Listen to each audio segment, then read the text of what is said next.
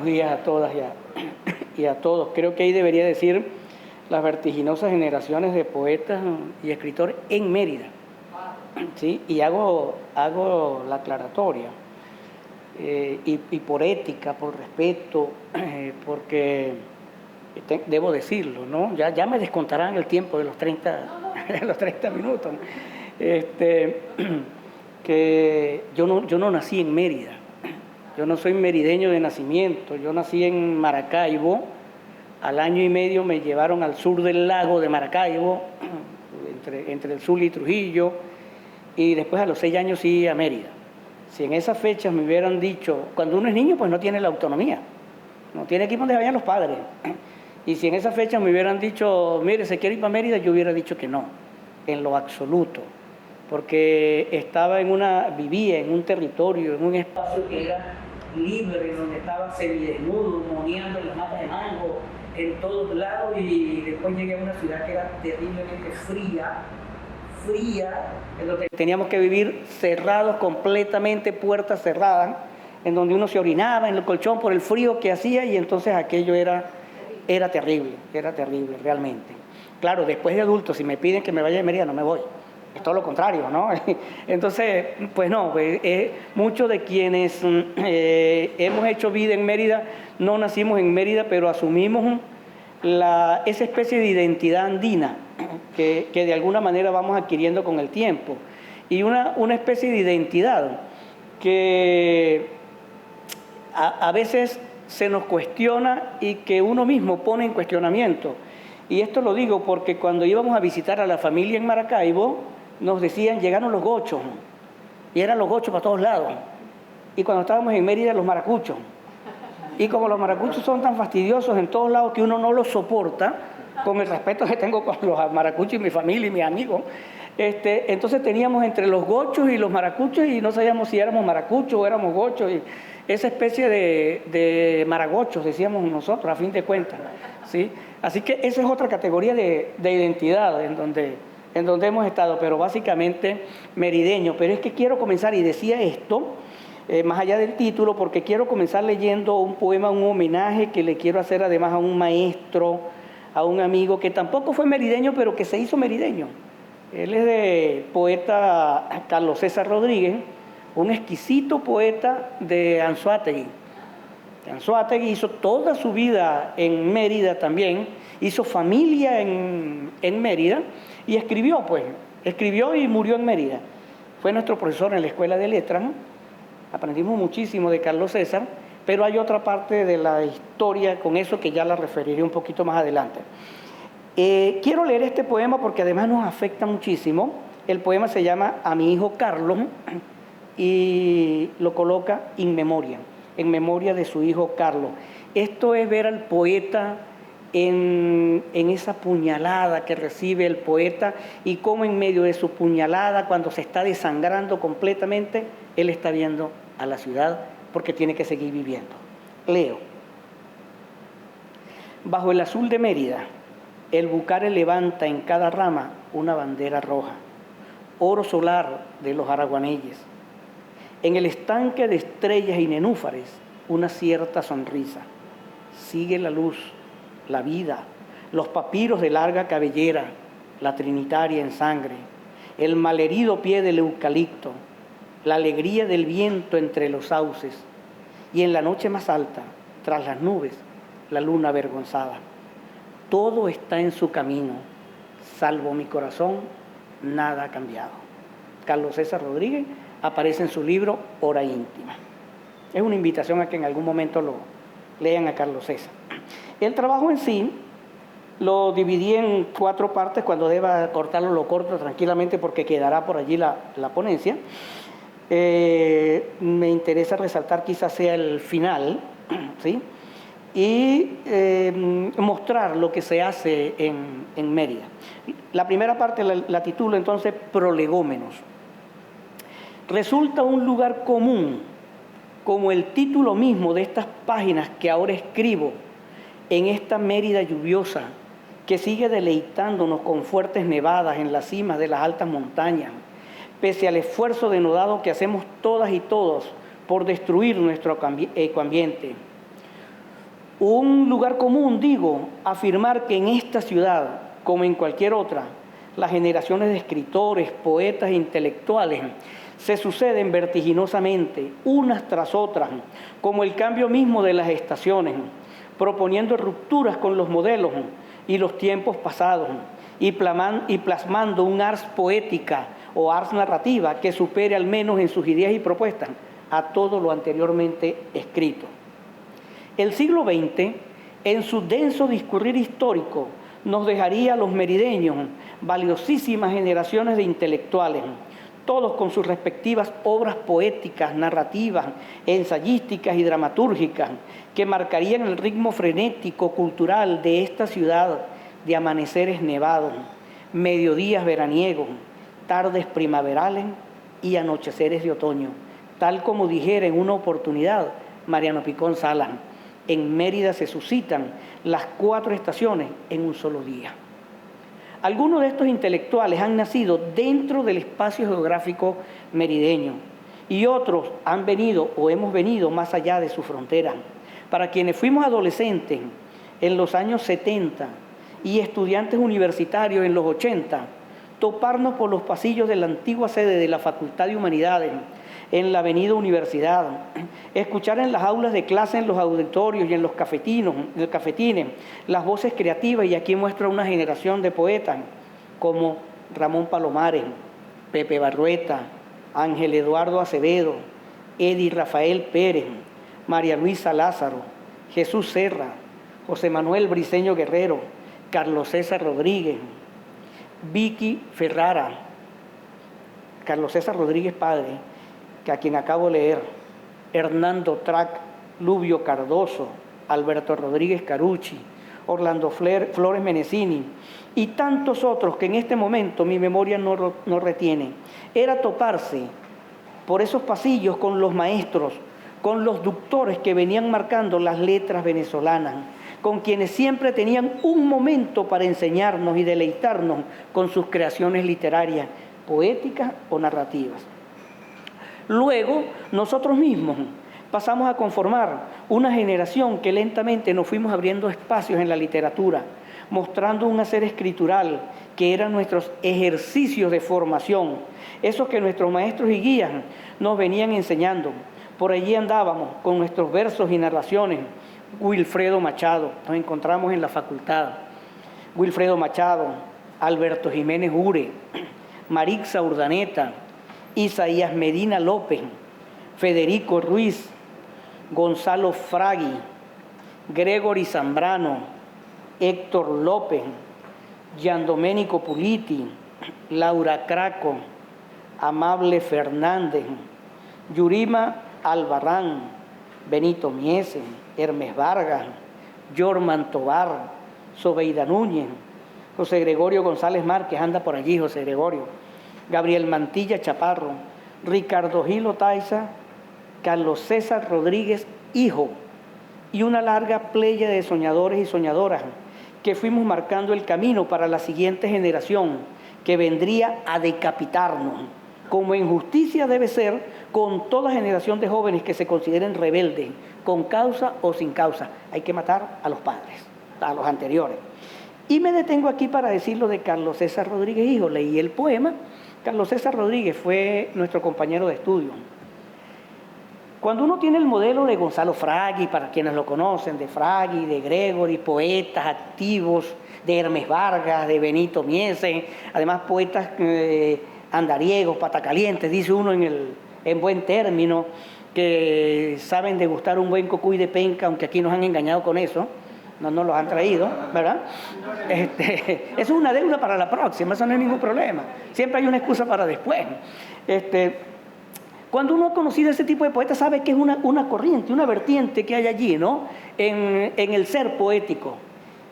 Pero también hay otra vertiente, que es el del poeta retraído, el poeta que se aísla, el poeta que no le gusta compartir, que prefiere estar solo. Esto fue Carlos César Rodríguez hijo. Era nuestro compañero de estudio, un muchacho de 23 años, que un día amaneció colgado.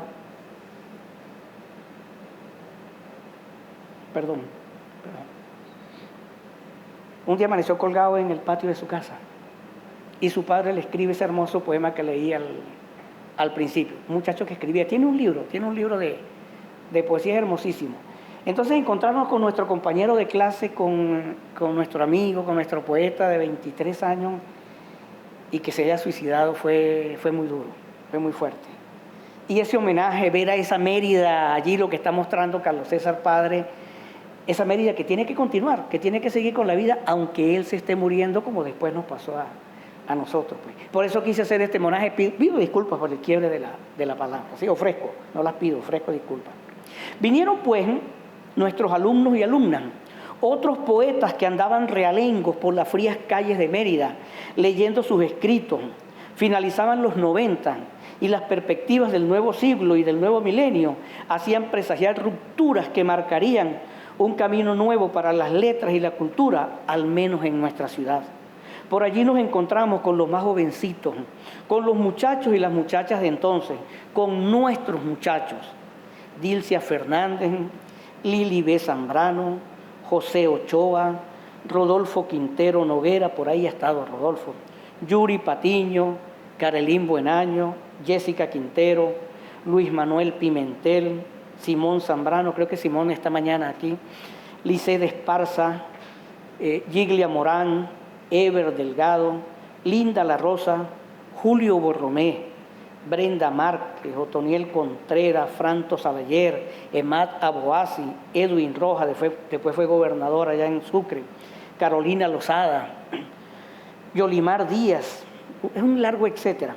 En un recorrido que da buena cuenta de aquellos muchachos que cerraron el siglo XX y abrieron el XXI.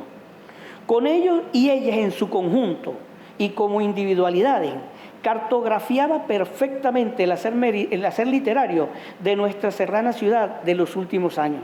La mayoría de ellos continúa en plena producción creativa. Por ello, cuando Mirla Alcibíades muy amablemente me invitó a conversar sobre los jóvenes poetas y escritores merideños, no tuve reparo alguno en decirle que sí. No solo porque significaba participar en la Filben, que ya resultaba un honor, sino porque allí, a la mano, estaban nuestras muchachas y nuestros muchachos, escribiendo.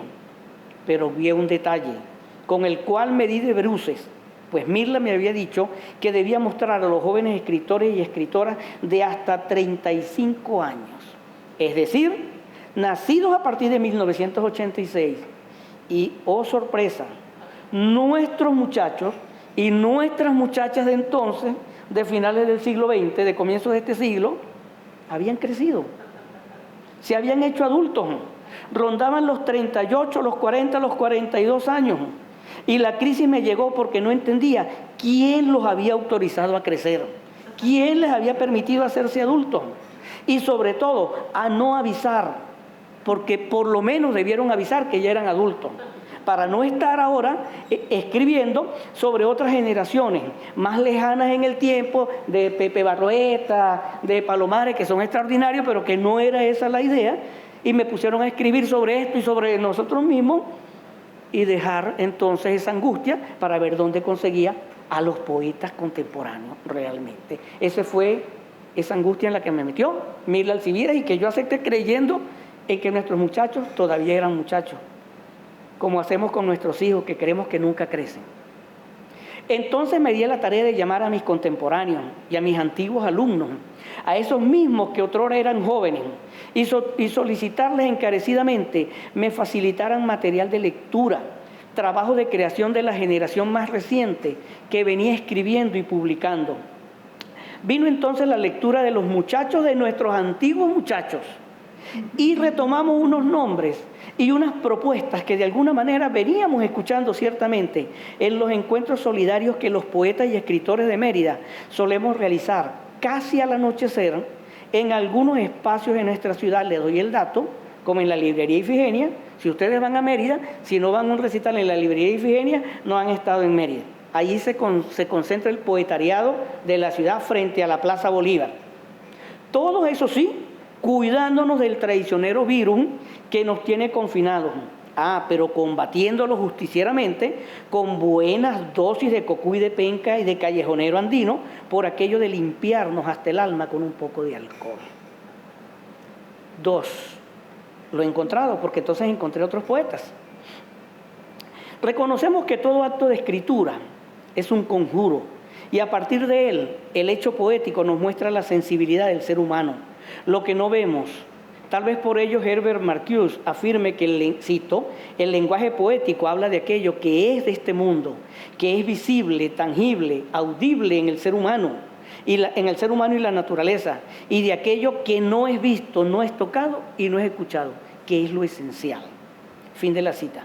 En este sentido, el lenguaje poético deviene el lenguaje de los imaginarios del poeta, quien transforma su realidad y su tiempo, creando otro mundo intangible, pero paradójicamente posible de ser escuchado, percibido. He allí el conjuro de la palabra, conjuro que deviene en metáfora. Los poetas de finales del siglo XX llevan consigo otra mirada, la perplejidad ante la nadería, ante un nuevo nihilismo. El pensamiento sufre distintas fisuras y los estudiosos hablarán de la posmodernidad, del pensamiento débil, de neovanguardias o transvanguardia. En todo caso, pareciera estar el ser humano ante un nuevo tiempo, en donde la reflexión ya no es desde la locura de Antonin Artaud, ni desde la lacerante angustia de Émile Cioran, tampoco desde el pesimismo de Schopenhauer, ni del existencialismo de Proust, de Camus o de Sartre.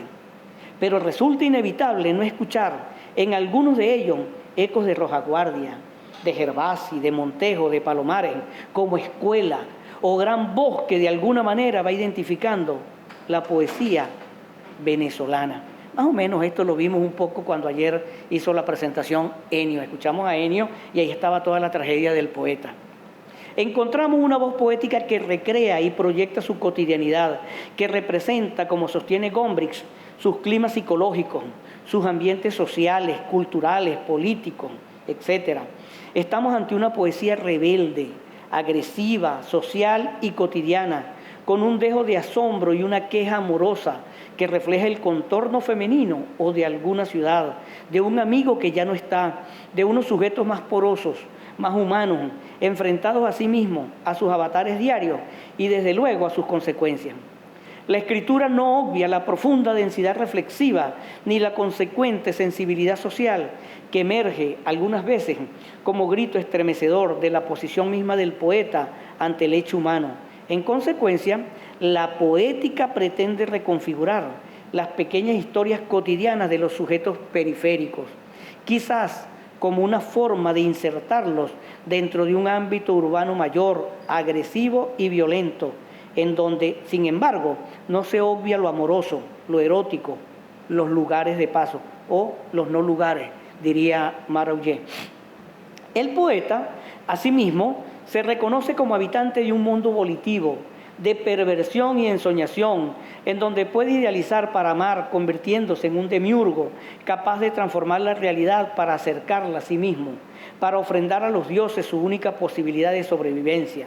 Se hace viajero eterno para sondear los abismos del mundo que ha creado y ofrecerlo sin garantías de ningún tipo a los posibles lectores, a los ojos que permanecen más allá, en un espacio otro, hasta donde solo puede arribarse por medio de la lectura.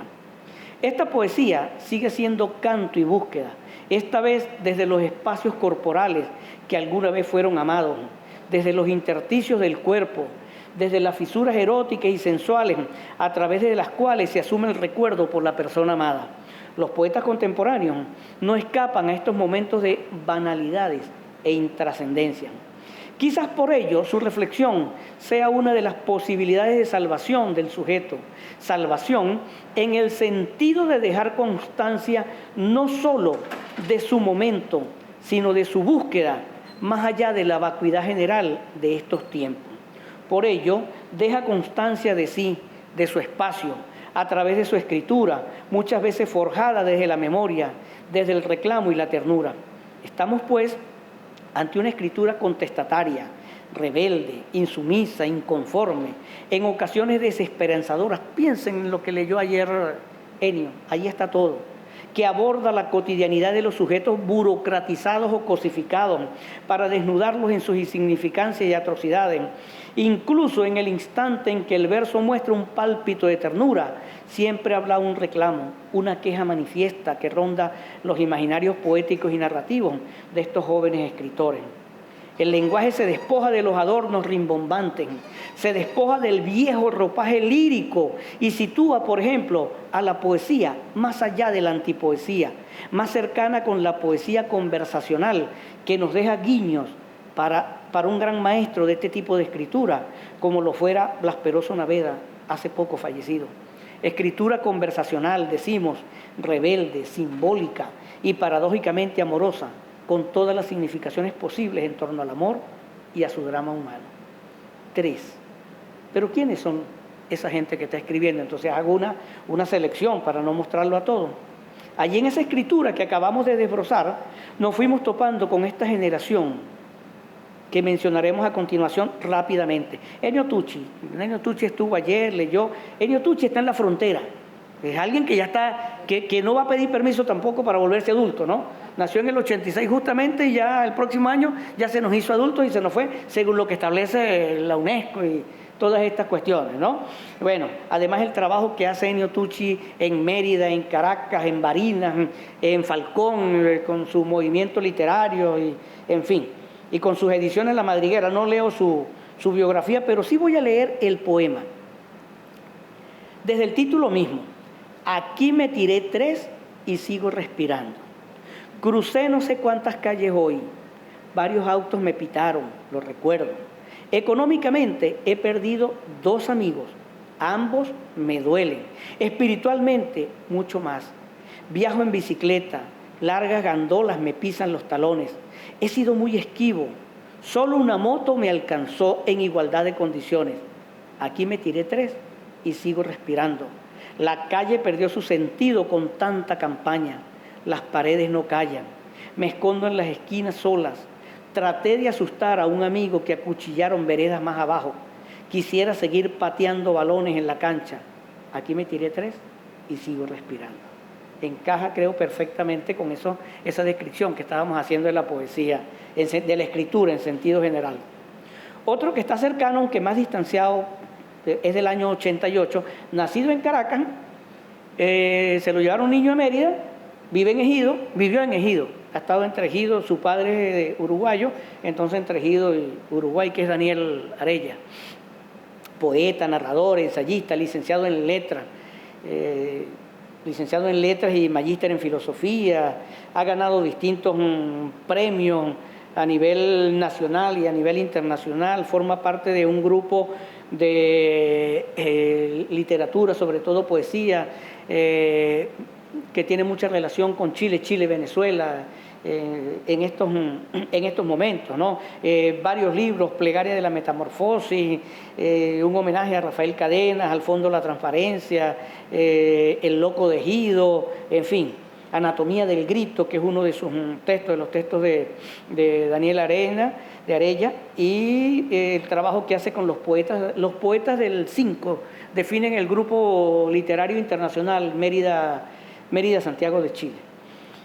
Leo de Daniel Arella el siguiente texto. Nubia. Temo el día en que amanezca y descubra que nunca exististe. Antes que me apunte el hierro contra la sien, me obligaré a dormir en ese instante para soñarte eternamente. Llegará el día, lo sé, fuera del tiempo. Me despertarás comiéndote mis párpados con dulzura una mañana de abril, de la misma forma como un pájaro atormentado por la noche va picando la fruta con paciencia para encontrar el sol. El segundo poema está dedicado a Sacha Guerrero y él lo titula El dragón rojo de Lao Tse. Cuando el profesor Briceño Guerrero hablaba y hablaba sobre la poesía y el origen resplandeciente del silencio, yo te murmuraba palabras obscenas para que se enredaran en tu cabello de relámpago oscuro, y te musicaba besitos delgados. Cuando él hablaba sobre el dragón rojo en que cabalgaba Lao Tse para buscarte y entregarte la cabeza de Confucio llena de amapolas, yo te murmuraba canciones de mente. Mientras él decía que sentía que había perdido algo, yo sentía que te había encontrado a ti, exacta, húmeda, furiosa, para que me recitaras, fumada, el poema de Jorge Teillier, que tanto te gusta las veces que quieras. Y quedarme dormido al fin en el bosque astral de tu cabeza, sobre tus teticas despierta, y seguirte murmurando aquello que no es poesía, ni silencio resplandeciente, ni mantra, ni sonatina, ni un grito desplegado como un cielo de nubes, ni invertebradas vocales durmiendo su acento en tu vientre. Mientras se hablaba de la inocencia y los soles prenatales del cuerpo, yo era un niño infernal escribiendo este poema de amor para ti. Ustedes verán si es un poema de amor, ¿no? Lo que te, mientras además conociendo a Briceño Guerrero, la filosofía, el filósofo, y esté dando clases y este carajo está enamorando a la muchacha y escribiéndole este poema. A lo Miguel James. A lo Miguel James, exactamente, cómo no. Que por cierto, me faltó nombrarlo allí, que también ha estado con Mérida. Esa generación. Sí, cómo no, perfecto. Jesús Montoya nació en Tobar, al sur de Mérida, el año 93, también es licenciado en letras. También está ligado con el grupo de Chile. Le ha hecho unos exquisitos homenajes en la literatura a Pepe Barrueta. Son maestros de los cuales uno no puede desprenderse. Pepe Barrueta, el poeta Acevedo, Palomares. También ha ganado distintos premios, como el de Poesía Joven Lida Franco Farías. Y bueno, distintos libros que ha publicado. Quiero detenerme en el escrito para que ustedes vayan viendo esa narrativa. Si estoy en el tiempo, me avisan. Yo escribí para darle consuelo a este infierno, para que ustedes, como yo, también se quemaran. Escribí mi vida con los ojos cerrados. Escribí violentamente para obedecer a una vana ilusión que rescataría mi alma, trazando los gestos y la plenitud de esta historia, su imposibilidad, su moribundo color. Arden estos ojos, arden las veces que me persigné al salir de casa pensando en la sonrisa de mamá. Arden dentro de mí infinitos cuerpos, infinitos cantos patéticos que compuse sin salvarme. Escribí mi vida y encontré una fisura mucho más clara, mucho más honda. No existe el gozo, el triunfo o el sufrimiento anticipado, solo estas palabras. No existe la desgracia ni la mirada de mi padre en la cárcel, solo estas palabras. No existen los amigos, ni el inútil sacrificio del tiempo, solo estas palabras. No existe en esta noche, les juro, algún consuelo, algún abrazo, solo estas palabras. Estoy bailándome la vida a un solo pie, entre aguas negras y alcantarilladas, mirando el cielo con la esperanza de que suceda algo verdaderamente hermoso. Aquí estoy dando vueltas a mi corazón para conseguir la otra mitad de la noche, alegre, etéreo, porque a veces el cuerpo se me vuelve una palabra que nadie pronuncia. A veces la oscuridad de esa palabra es esa palabra, otras la luz, y cuando la pronuncian me hago pedazos. Fin del poema. De Timotes, en el páramo arriba, en el páramo alto, nacido en el 95, Leonardo Rivas. Sigue siendo estudiante en la Escuela de Letras, participando también de todo este movimiento cultural con distintos talleres que van dictando. Sobre todo son estos muchachos han venido girando en torno a Amable Fernández, a José Gregorio González Márquez, que hay por allí, a Fragui, a Hermes, a Benito, a toda esa gente que de alguna manera como que los reúne, los agrupa. Son como los maestros, ¿no? Ellos allí. De Leonardo Rivas, tengo un poema que se llama Tríptico para el peregrino, pero del tríptico voy a leer solamente la tercera parte. Es muy extenso, ¿sí? Leo solamente la tercera parte. Ese tríptico recibió el segundo premio en el 4º Concurso Nacional de Joven Poesía, Hugo Fernández Obior. Eres un número telefónico sembrado en la distancia, fecha cuyo blanco oscila permanentemente. Encontrarte será tarea del insomnio cosido a los postes eléctricos. El oído se acumula detrás de la mirada. Deja espacio para lo que vendrá. Reconócete en la soledad de estas páginas. Descansa el llanto. Entiende. Los poemas germinan en cualquier silencio. Cierro el poema allí. José Manuel López de Jesús es del año 90.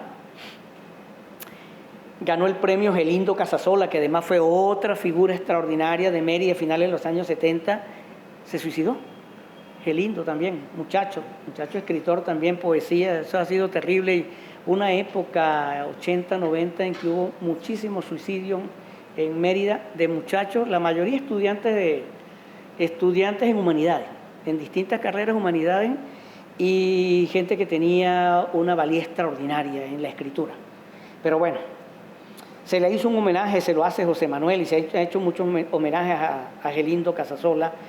Y dentro de ese homenaje, yo les leo el poema que él llama Casa Fría. La casa fría, el pesebre de Paula, arropa a la Virgen inesperada, el contacto con otros linajes, ecos sagrados que pronuncian nombres obligados en rostros violentos, de padres principiantes y advenedizos, porque somos escépticos, vagabundos, somos negados, furiosos, no creemos en santos. Y Paula es una virgen, es una luz apenas encendida, copulada por ancestros ungidos en los rituales del agua, que hablan como tumbas porque ya no están. Niña perdida y hallada en el templo. Ella dibuja un marco en el cielo para hablar con los bisabuelos, Marcolina y Abraham, signados por el fuego de la saliva extinta. Traen a Paula desde las nubes más altas, camina toda montaña, su freno es el augurio de una serpiente, porque somos cobardes, somos egoístas, porque no creemos en imágenes en María y José, porque no creemos en santos, y Paula es una virgen. Ese es un libro que llama él El Jardín de los Desventurados. Elisa Lunier Rincón, de este mismo grupo, también está en La Frontera, año 86, de San Cristóbal, con vida hecha en Mérida, graduada en la Escuela de Letras y con el grupo, de este grupo de muchachos talleristas, además que se fueron a los liceos ellos mismos, luego a dictar talleres en estos liceos. De ella leeré su ars poética. Antes de la luz, soy algún aposento del sonido, sucesión de los bajos brebajes, y en mis ojos la línea divisoria, el verbo inconcluso de la ronda. Luego continúo en la molécula y me inflamo desde el primer bosquejo, tierra rosada que se eleva y construye sus altibajos. Las copas tardías, la presión que me hace grosor distinto cuando el cobre le sale por los poros. El cielo es la otra punta, el otro lado de los tabiques. Entonces ya se han reunido las boyas y el mar tampoco intenta segregarse en otros tantos. Empieza el tiempo y lo uno. Cierro el poema allí. Y Leiber Andreina López, que es del año 87, ya se aproxima también a ese adiós de niña, es de Barinas, con su vida hecha desde niña en Mérida, sigue viviendo en Mérida, donde da clases de literatura. Además es hija de otro poeta exquisito, el poeta Héctor López. Creo que es ahijada de Hermes Vargas. La han guiado y la han orientado por todo ese camino de la poesía de manera extraordinaria. Más amorosa la poesía de ella. 2 poemas breves. Rutina. A veces, cuando no consigo tu rostro en medio de mis libros, cuando tu aroma se ha perdido en medio de toda aquella fragancia, incienso y café, decido buscar en el fondo de tus palabras hasta armar de nuevo mi rompecabezas y empezar a amarte otra vez. Segundo poema, reflexión. Tienes razón.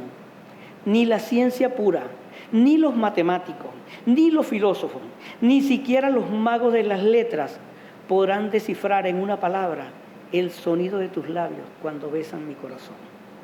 Cierro el poema. Última parte, los epígonos, porque estos son los niños, ahora sí los muchachitos, los que están comenzando a escribir, que esto es una sorpresa. Esto fue una sorpresa en medio de esa búsqueda, con José Gregorio, con Amable Fernández, con Héctor López, con todo, porque son los muchachos, la gente joven, lo que dijo todos ellos, ¿no? Lo que el comandante Chávez lo dijo primero con los deportistas, la juventud de oro. Nosotros tenemos a la juventud de las letras, la juventud de la poesía, la juventud de oro de la poesía, de la narrativa, y yo creo que nosotros con esa gran metáfora tenemos que animarlos en esa construcción literaria, pero aquí están los epígonos, esos que nos van a continuar y que van a continuar a estos otros muchachos. Pero no estaría completa esta ajustada mirada generacional si no diera cuenta de los más jóvenes aún, ahora sí. Los poetas del siglo XXI, estos sí son los poetas del siglo XXI. Todos nacieron en esta centuria, no antes. Aquellas y aquellos que se abisman ahora por la creación literaria, ellos y ellas quienes andan entre los 15 y los 20 años e irrumpen desde los talleres y círculos literarios que se han venido creando por la ciudad. Unos cuantos girando en torno a los maestros que como doctores los van guiando. Amable Fernández, Rodolfo Quintero Noguera, Héctor López, José Gregorio González, María Luisa Lázaro, en fin. Aquí hay unos muchachos y unas muchachas que están comenzando a publicar en las páginas, en las webs, ¿sí? Recuerden ustedes el problema que hay con la prensa, no hay prácticamente dónde publicar. Esto es un buen trabajo que hay que hacer quizás con los talleres, con el CENAL, con lo que sea para comenzar a publicarle a ellos. ¿Quiénes son? Yo recogí mujeres, pero hay hombres también. No traje los textos escritos, hay que bajarlos aunque me mandaron. Algunos dibujan, pintan, escriben poesía, escriben cuentos, hacen teatro, están muy activos, mucho. Génesis, María Rivas Durán, Mariana Isis Fernández, Nicole Hernández, Victoria Urbina, Sue Fernández, Verónica Toro y Gabriel Josué. Sus primeros escritos han circulado a través de las redes sociales y en páginas web de grupos culturales. Estos no son el futuro, porque el futuro es ahora. Estos son el presente continuo en el que nosotros estamos viviendo. Gracias. Gracias.